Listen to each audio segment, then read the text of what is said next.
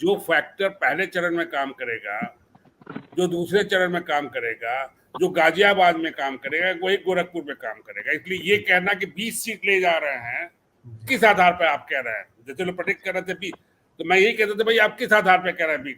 Narrative पे कह रहे हैं, मोदी वर्सेस राहुल की छवि में, अखिलेश की छवि पे कह रहे हैं, सोशल इंजीनियरिंग पे कह रहे हैं, किस फैक्टर पे कह रहे हैं?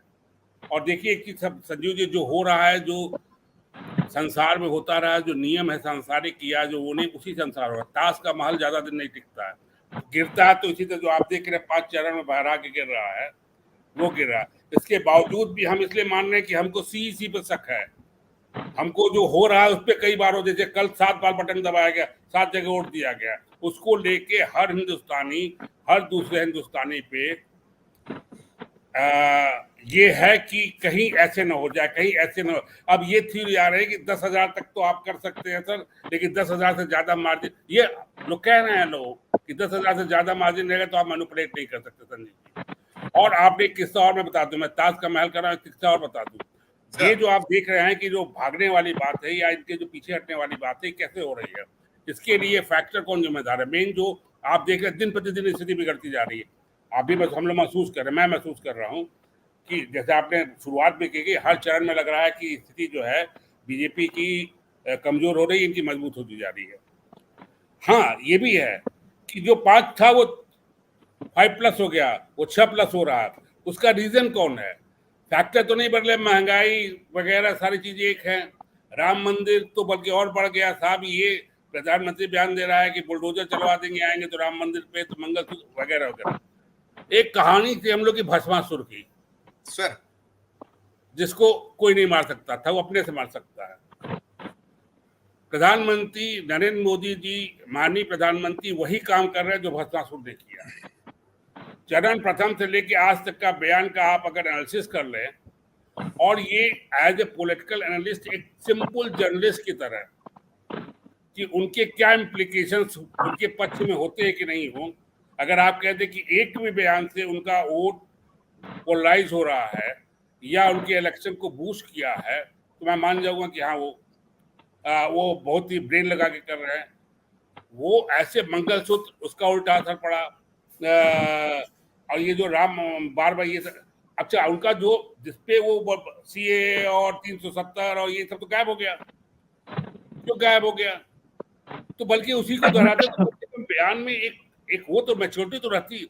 अब तो ऐसे मतलब कहना नहीं चाहिए, प्रधानमंत्री हमारे प्रधानमंत्री हैं, इस तरह के सड़क छाप बयान दे रहे हैं वो।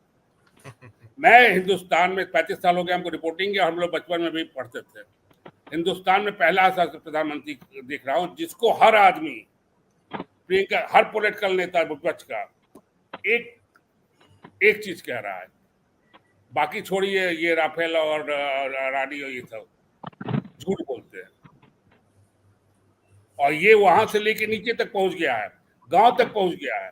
आप कई सोशल मीडिया में जो इंटरव्यू देखते होंगे, उसमें देखते हो कि लोग कह रहे हैं ये तो झूठ बोलते हैं।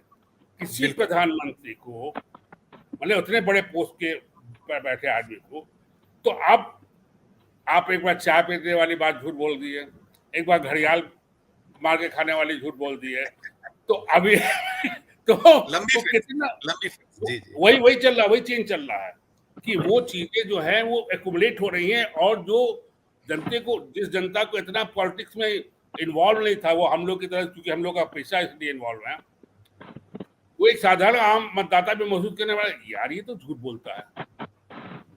तो प्रधानमंत्री अपने, अच्छा अमित शाह, ये दोनों मिलके ये जो बयान दिए हैं पिछले 5 चरण में, मुझे लगता है इसने भी बहुत डैमेज किया है। हम नैरेटिव की बात छोड़ देते हैं, इशू क्या है क्या नहीं है, सोशल इंजीनियरिंग सब छोड़ देते हैं। आप एक कॉमन चीज देखेंगे कि हर बयान पे लोग हंसी उड़ा रहे हैं, और उस बयान का हम as a simple journalist, as a simple political मतलब स्टूडेंट समझने की कोशिश कर रहे हैं कि ये क्यों कहा, इससे क्या फायदा होगा। मुझे नहीं पल्ले पड़ा, मुझे लगता है सुशील जी को भी नहीं पल्ले पड़ा होगा, आपको भी नहीं पल्ले होगा, बिलाल साहब को भी नहीं पल्ले पड़ा होगा, तो आम जनता को भी नहीं पल्ले पड़ा।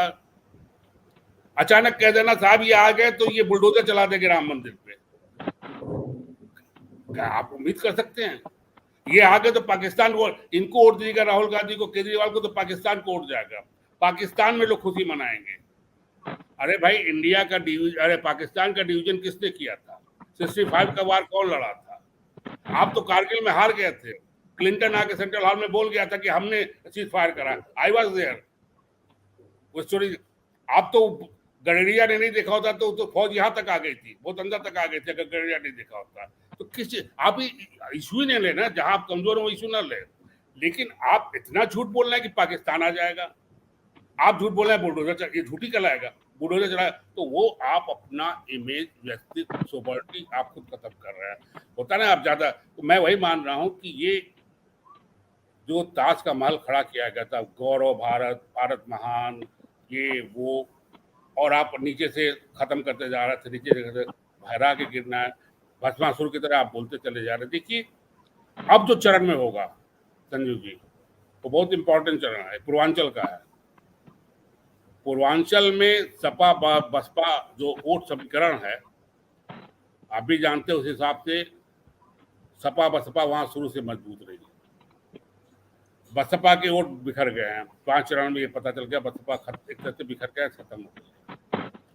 फायदा किसको मिलेगा? मुझे तो अंधी आंख से दिखाई दे रहा फायदा जो है इंडिया ब्लॉक का इस चरण में जो है।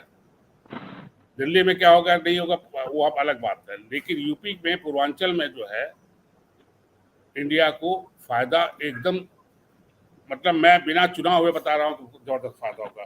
जो यहाँ हुआ उससे ज्यादा होगा। गोरखपुर, बलिया की सीट जो इनके पास 2-3 टर्म से थी, वहां सनातन पांडे बहुत अच्छी तरह लड़ रहे हैं। गाजीपुर की सीट तो शुरू से मान ली गई थी कि इनके हाथ से गई। आजमगढ़ गढ़ है सपा का, एक गोरखपुर उसके आसपास केवल, बाकी चंदौली उंदौली में, इलाहाबाद में संघर्ष हो रहा है। अरे मैं तो सुना अयोध्या में संघर्ष हो रहा है। अगर सच पूछिए, अगर कुछ खेल नहीं और चौंकाने वाले रिजल्ट नहीं हुए, जिसको मैं बार बार, चौंकाने वाला वही रिजल्ट होगा अगर एनडीए 272 पा जाएगी। अगर चौंकाने वाले रिजल्ट नहीं हुए तो बीजेपी 5th चरण तक लूज कर चुकी है। और मुझे नहीं लगता है कि इनको 10, 20, 30 की जरूरत पड़ेगी। अब एक जो मुझे जो दिखाई दिया 5 चरण में, जो आप कहे दबा हुआ गुस्सा बाहर आ गया, वो गुस्सा, वो दबा हुआ जो है वो एक दिन में नहीं बना है, बिल्कुल चुनाव में नहीं बना है। जी जी जी, वो लोग भरे हुए थे, वो हम पहचान नहीं पा रहे थे। हम लोग पहचान तो रहे थे, लेकिन हम लोग को उम्मीद नहीं थी कि इस तरह है। पहचान रहे थे कि लोगों में रिसेसमेंट हो रहा है, लोगों में वो हो रहा है, लेकिन इस तरह से है।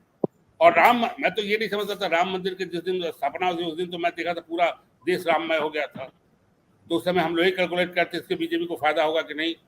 गायब हो गया 10 दिन के अंदर। तो इसलिए गायब हो गया कि लोग अब रियल इश्यू पे आ गए और इनसे भड़के हुए।